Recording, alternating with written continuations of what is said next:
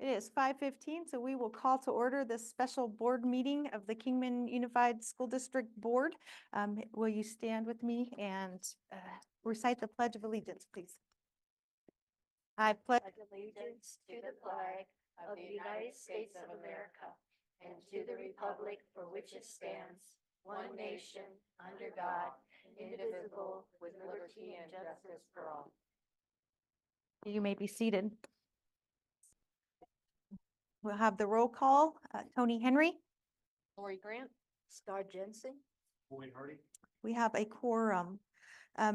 It's not on the agenda, but we chose to go ahead and open up the call to the public. The call to the public, the board will listen to any comment from the public, but will not respond except as permitted by Arizona Revised Statute 38-431.01. The board may refer the item to the administration or request to have it placed on the future agenda. We are allowing this call to the public, considering this is a special board meeting about what we want to speak about. So I will call Lori Barthlow up to the microphone, please. Thank you very much. Can you hear me? If I go like this, can you hear me? Oh, maybe I'll just, I can get close, I think. Thank you for letting us speak this evening. I am Lori Voss Barthlow. I am here this evening on behalf of Kingman Main Street. I'm actually the president of Kingman Main Street. I don't know, maybe you received some of the letters that I emailed around and the newspaper article. We have some other members in the audience this evening. I'm not sure they're signed up to speak, so I might be the whole kit and caboodle. But in any case, members of the board and administration, thank you so much again for letting me speak. I'm just going to read so I don't ramble on and ramble off course. I won't read the whole newspaper article. How about that? You can read that one on your own. So in any case, governing board, I am here this evening on behalf of Kingman Main Street to advocate for the approval of continued progress on the rehabilitation and restoration of the Palo Christi Elementary School in downtown Kingman. It does go without saying that this is a historic building, important not to just downtown, but to our community at large. Palo Christi was closed, I believe I'm right about this, in 2013, and the students were dispersed among other schools across town. At the time of the closure, it was my understanding that the school would be reopened when the necessary repairs could be made to make the facility safe and sound for students again. And that was, of course, more than 10 years ago.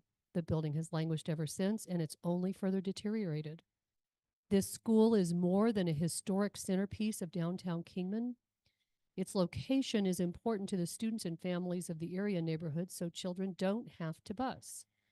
For decades, Palo Christi had pride of place among the complement of KUSD elementary schools, not just as the oldest, but as one of the best in math and science, thanks in no small part to some great teachers and staff.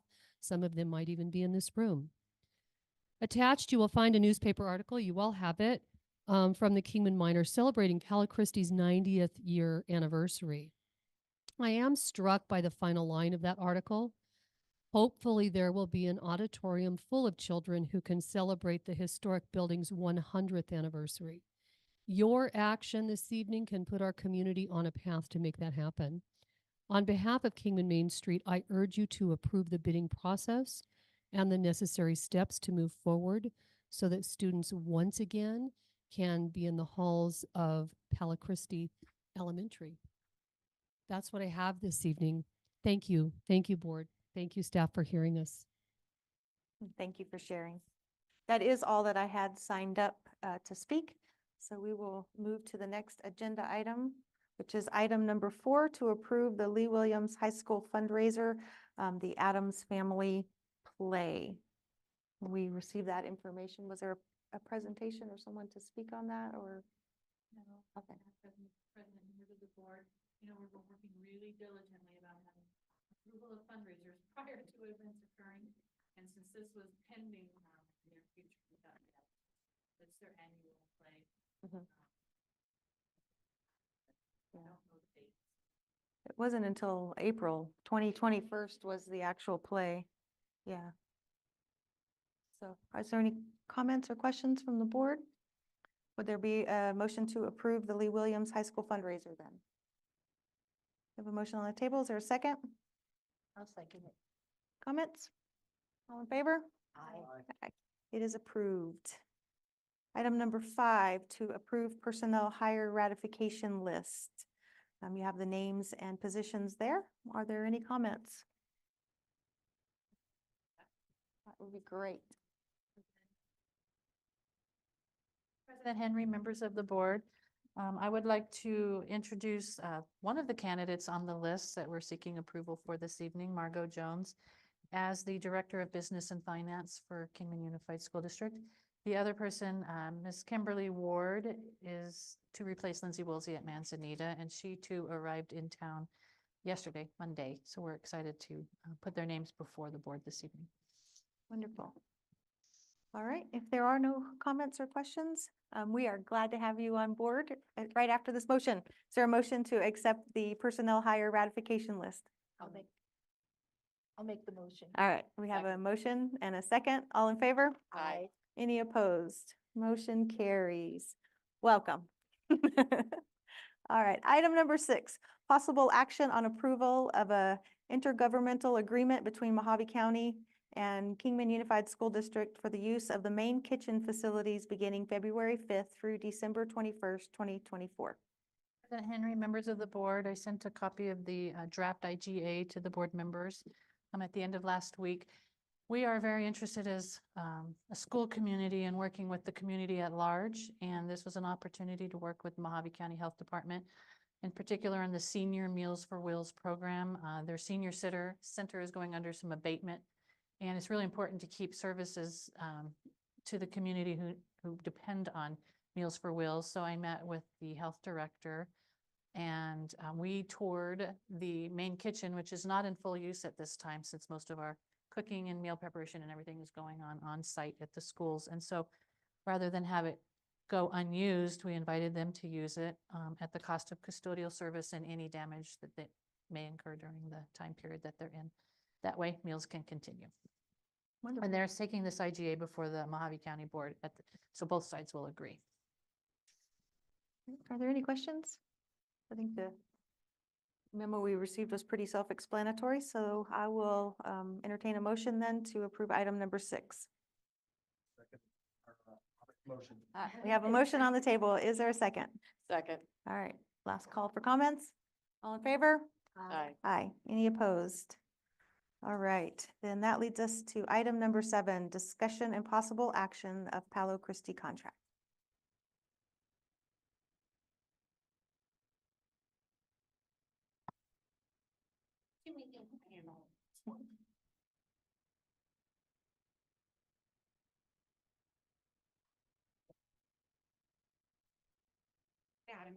Madam President, members of the board, thank you so much for giving this opportunity for me to present this. I'll figure all of this out, I promise. So our wonderful Palo Christi, which was wonderfully explained just a moment ago, Behind you, probably.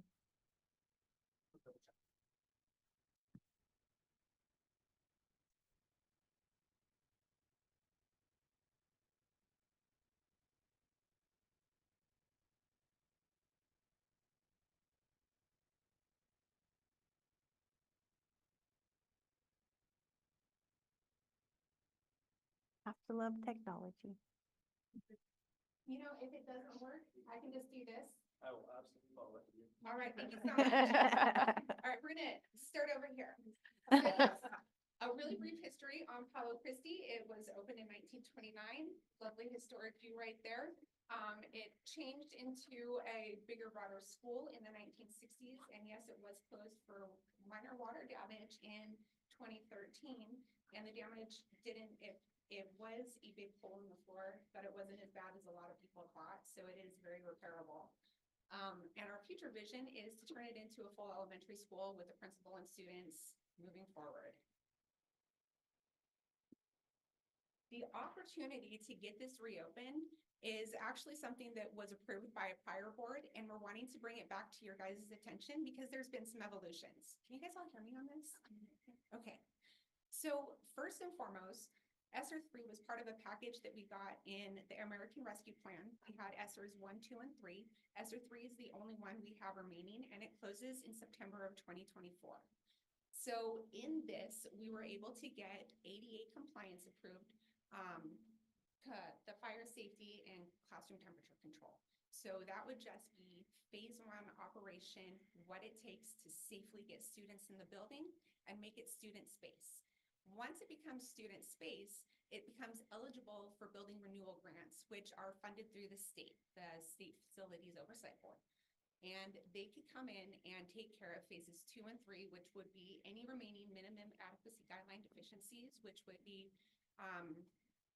wear and tear that happens in the future. And then any upgrades to the HVAC, because that's something that is a continuous need. All we would need to do is get it to ADA compliance for students to get into the building. We were originally approved for $3 million, but as ESSER has been maintained over the years, we have been able to bump it to 4.1 million, and there's potential for that to increase in the next coming months. So the progress to date that we've been on this building is it takes a lot of different qualified assessors to come in and let us know what needs to be done. We can't just have anybody come in and say, oh, your floor is broken. We've had structural assessments, we've had all types of assessments, we've had electrical come in, we've had plumbing come in. And the kit and caboodle of assessments is now at its final part. We've done some collaboration with the city, so our city manager is aware of our intention moving forward, and we're keeping everything streamlined. That way there's no permitting issues. We're not trying to technically qualify. We're trying to do it the safe way for students. And we've completely cleaned out the building, so it is absolutely ready for us to start any of the renovation that needs to occur. So it was a very big job, because let's actually talk about that for a second. What that did, it inspired the creation of really neat curriculum centers. So now we have places for our elementary, middle school, and high school curriculum for it's organized and accessible. We have an organized routine for auctioning our old items and revenuing off of that, and our buildings just look nicer. So that was a really big hit right there. We got next steps. All right, next steps. Procurement. This is a really big one. So we have to bid this because this is federal funding. This came from a federal award, and we can't do it any other way. We have to go out to bid for this.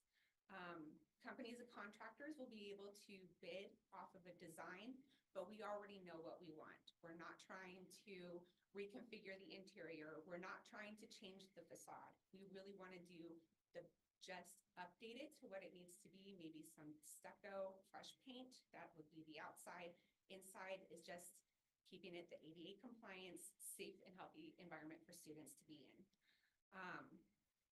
We do have a current architectural design that just based on price alone, which is that standard for the bidding process.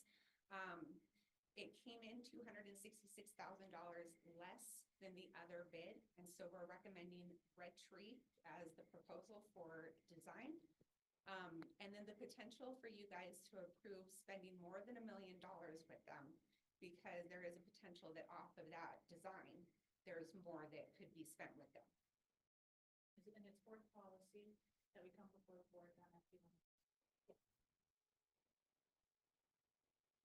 So with that, our board policy states that anything over $1 million would require the board to have the extra vote to do that. So we're bringing this at this point because we're starting at the 522,000, knowing that we will also go higher.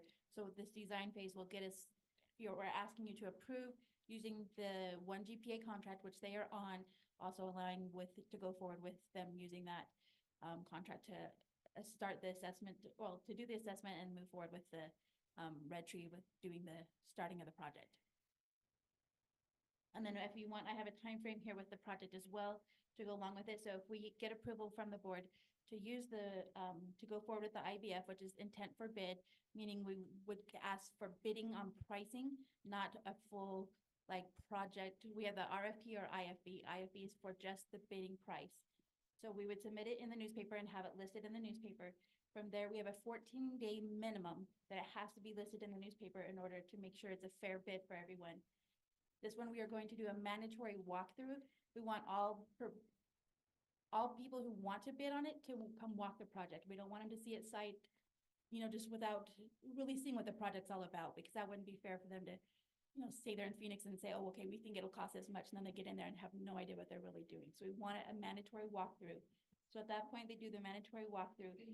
And then we also, at that point, they would have to have an extra 7 days to have a chance to get their bids in after that. That way they can do that.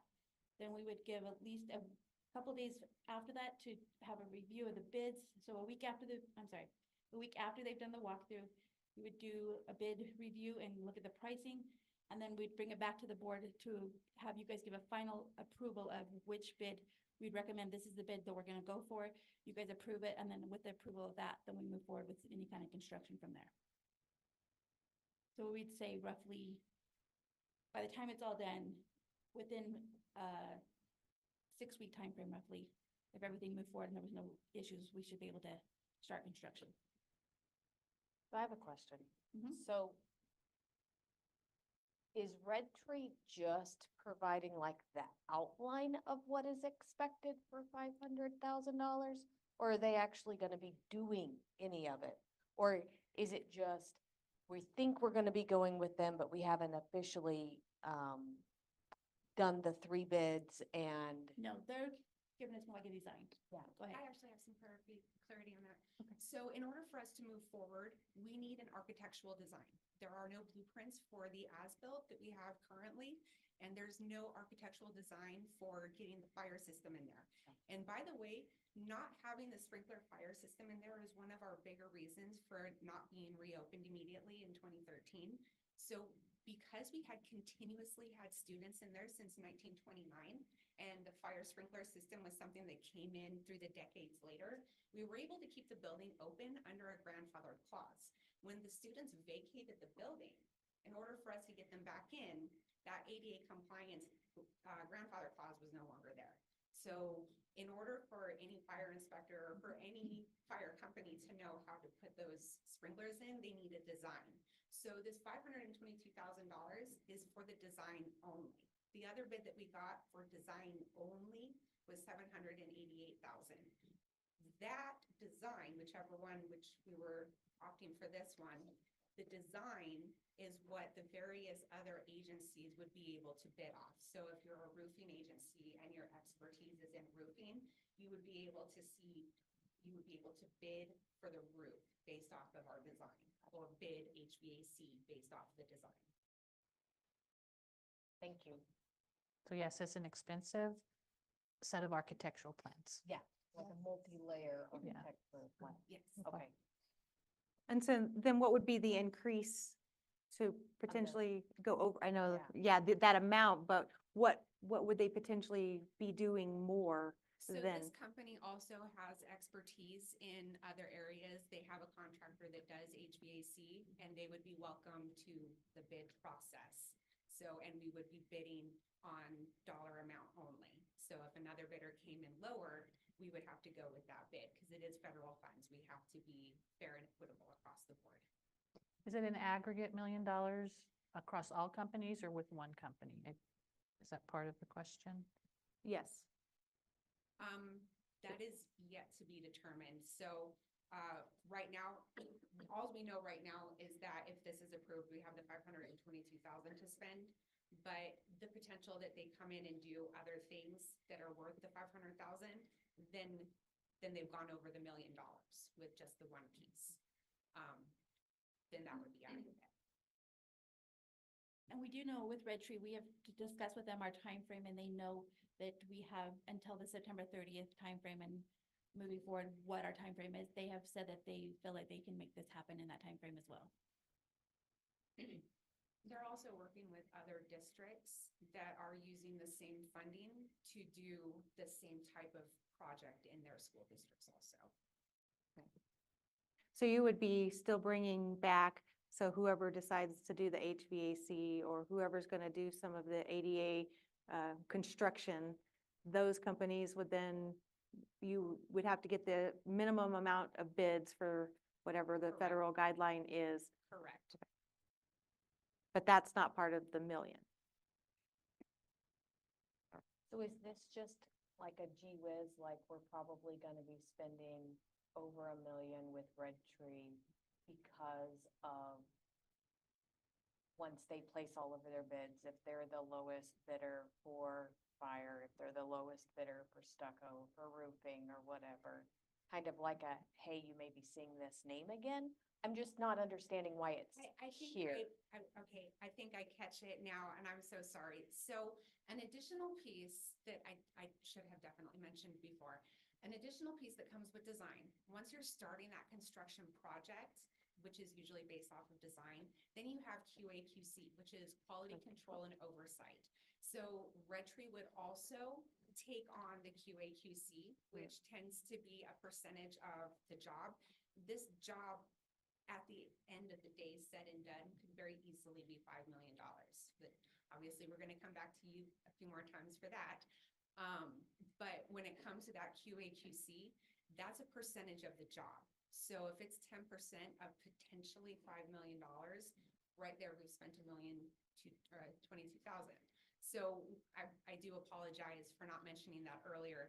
Yes, we would have all of those other companies bidding and in there and doing the work. We would want everybody that has the expertise or the ability to provide a bid to have the opportunity to get in there. But we would need one company to oversee the quality control and oversight of the job in general. Are we keeping on time? Are we using the materials we said we'd be using? Are we paying the price we said we'd be paying? Do we have our permits? So they're really the project manager. Yeah. So Okay. that does That- clarify a lot. That Yeah. absolutely clarifies. All right, well, And then, just because I forgot, I should have wrote it down. How much is the total for the ESSER 3? We got I have the specific amount, but it's $15,317,306.71. That's the total we could possibly, Not on That's Pelican. the total we had originally awarded. It was awarded in March of 2020 when everything started. We have a remaining approximate $5 million. so potentially we could completely renovate Palo Christi with just the ESSER 3 funds. We can get it to ADA compliance Okay. with the ESSER funds. Gotcha. And then after that, the state fund. Yep. Absolutely. And that would be another reason to keep with Red Tree because they work very closely with School Facilities Oversight Board. And they know that our end game for phases 2 and 3 are to make it student space eligible for those grants because we need to keep this building in our community for decades longer. And then is that ESSER 3 funds, that 5 million, is it earmarked for any other project? Like, would we be pulling that funding away from something else? We wouldn't be allowed to do that. Okay. So this funding was specific to COVID. Everything in it had to tie directly back to COVID. And the reason we needed to open Palo is because we have overfilled classrooms, which compromise our ability to socialize or socially distance our students. And that has not changed. makes sense to me. Mhm. We good? Take a motion? Make a vote? All right, then, is there a motion to accept the Palo Christi contract from Red Tree with the potential of exceeding $1 million? I'll make the motion. Okay, we have a motion on the table. Is there a second? Second. We have a second. Any comments or questions? Last chance. All in favor? Aye. Aye. Anyone opposed?